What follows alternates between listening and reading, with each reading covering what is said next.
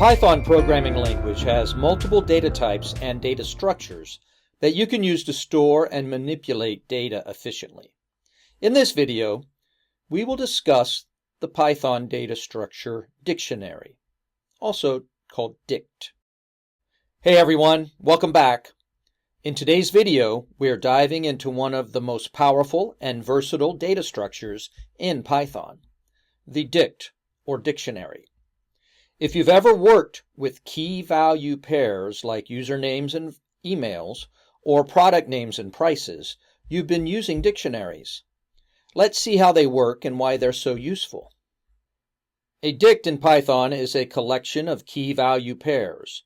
Each key is unique and maps to a specific value.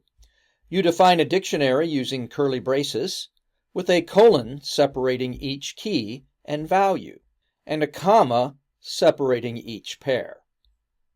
Think of dictionary like a real-life dictionary. A word, key, is linked to its definition, the value.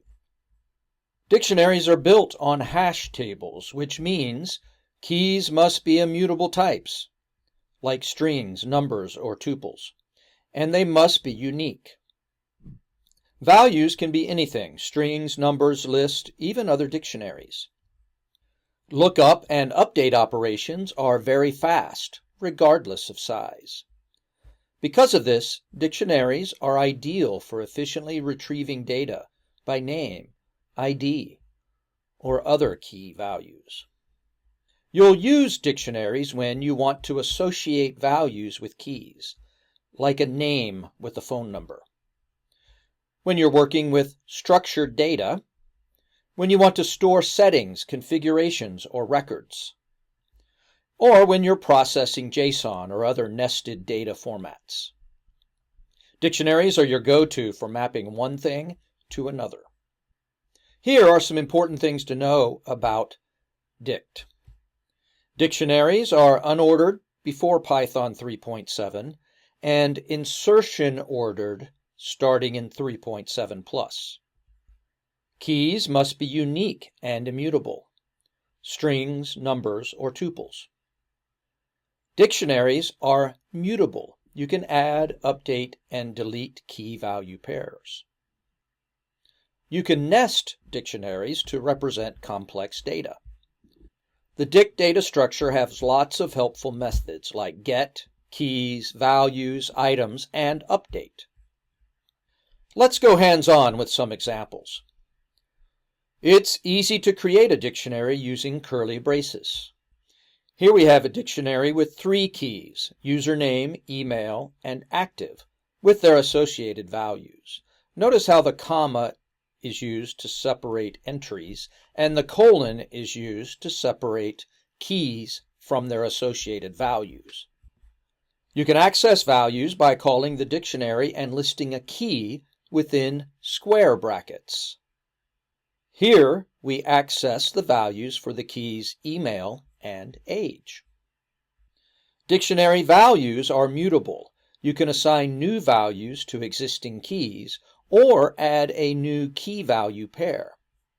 Here we add a new age key with the value 25. We also change the existing active key value to false. As with lists, tuples, and sets, it's very easy to loop through a dictionary. Here we use a loop to access all items in the dictionary. You can easily remove a key value pair using the Python keyword del for delete. Dictionaries can also include dictionaries as values. Here we use the key Alice to store a dictionary of data about Alice.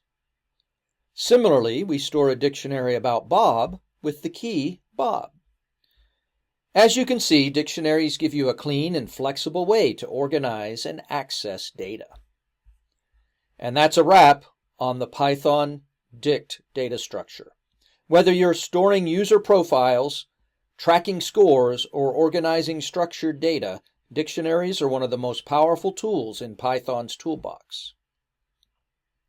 If you found this helpful, give it a like and subscribe for more Python tutorials, and drop a comment with your favorite use case for dictionaries. Thanks for watching, and as always, happy coding!